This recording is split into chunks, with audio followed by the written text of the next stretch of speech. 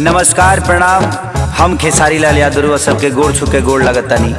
अपना देश में अजीब सिस्टम हो गई आज के डेट में, चाहे वो महाराष्ट्र होके, बिहार होके, यूपी होके, चाहे कोनो राज्य होके, मंदिर के गेट ना खोली लेकिन रैली टाइम से निकल जाता। बताई ब्यास लोग के प्रोग्राम के परमिशन नहीं खे, लेकिन ये लोग के हल्का कह जाला बाबू नॉमिनेशन टाइम से हो जाता। का सिस्टम आ गइल बा बताई। हमनी के माई के पूजा करे खातिर भी सरकार से परमिशन लेके पूजे के पड़ी। अब बताई कि खिसियाई कि ना खिसियाई करे ब्यास देवी की तो पंडाल ने खस लागे दे तो खिसियाई ना होई हे कन्फ्यूज माई देख के इंदरा संग मोतिया बमराइल जे बैठल प्रशासन। देवी मैया जिंदाबाद जिंदाबाद जिंदाबाद होई हे कन्फ्यूज माई देख के इंदरा संग मोतिया बमराइल जे बैठल प्रशासन। जब नइखे परमिशन माई के आसन के त कैसे छूट मिलल बा नेता लोग के भाषण के, कैसे छूट मिलल बा नेता लोग के भाषण के। देवी मैया जिंदाबाद जिंदाबाद जिंदाबाद अरे भैया जिंदाबाद जिंदाबाद जिंदाबाद। अड़हुल फुलवा कहाँ चढ़ेगा, लाल चुनरी कहाँ चढ़ेगा।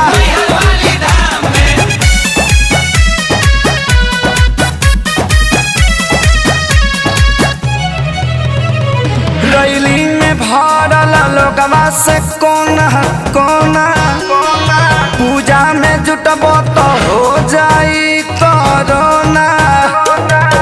भांग खा के कानून बनावत रहलो। रैली में भरल लोगवा से कोना कोना, पूजा में जे जुटबो तो हो जाई कोरोना।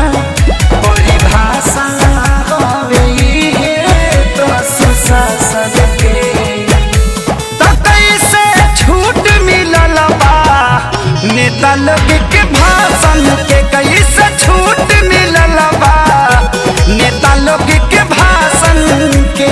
ताजा नारियल कहाँ चढ़ेगा, धूप अगरबत्ती कहाँ जरेगा।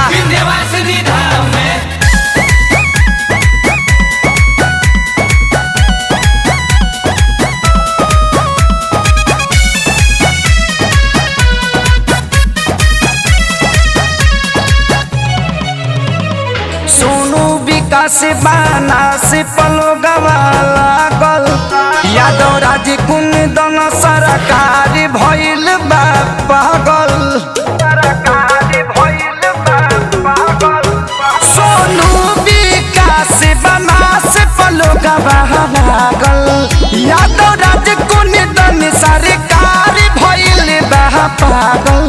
भइल दुनिया बाके सारी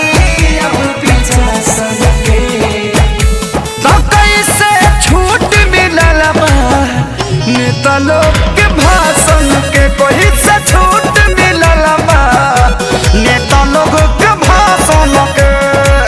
जले माई के मूर्ति ना रखाई तले वोट ना दियाई। जय माता दी।